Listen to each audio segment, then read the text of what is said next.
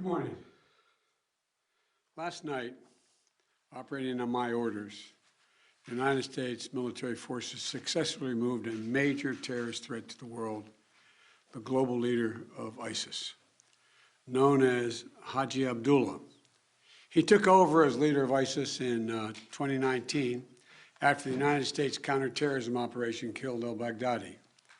Since then, ISIS has directed terrorist operations targeting Americans, our allies and our partners, and countless civilians in the Middle East, Africa, and in South Asia.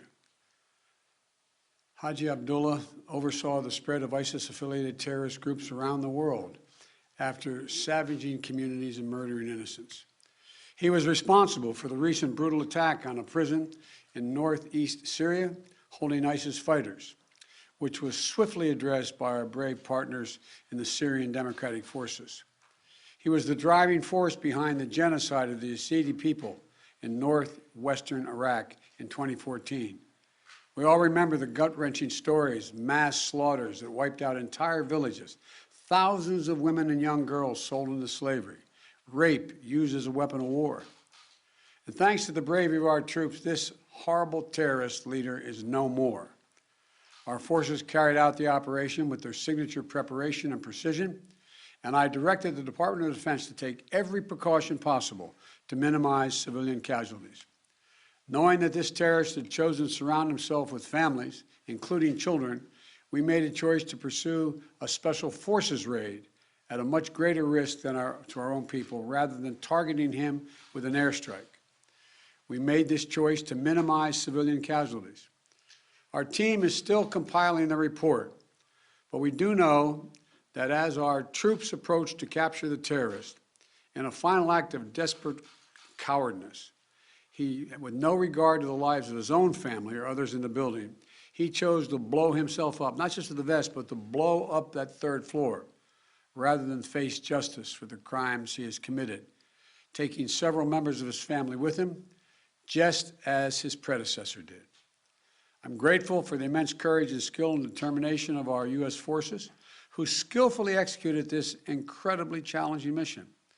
The members of our military are the solid steel backbone of this nation, ready to fly into danger at a moment's notice to keep our country and the American people safe, as well as our allies. And I'm also grateful to the families of our service members. You served right alongside these soldiers and sailors, Marines, Special Forces, the loved ones, giving them the strength and support they need to do what they do. To our service members and their families, we're forever grateful for what you do for us, and we owe you a debt. Thank you. We're also aided by the essential partnership of the Syrian Democratic Forces. I want to commend our dedicated intelligence community, the Department of Defense, and members of our national security team throughout the government, whose meticulous and tireless work over the course of many months ensured that this mission succeeded. This operation is testament to America's reach and capability to take out terrorist threats no matter where they try to hide anywhere in the world.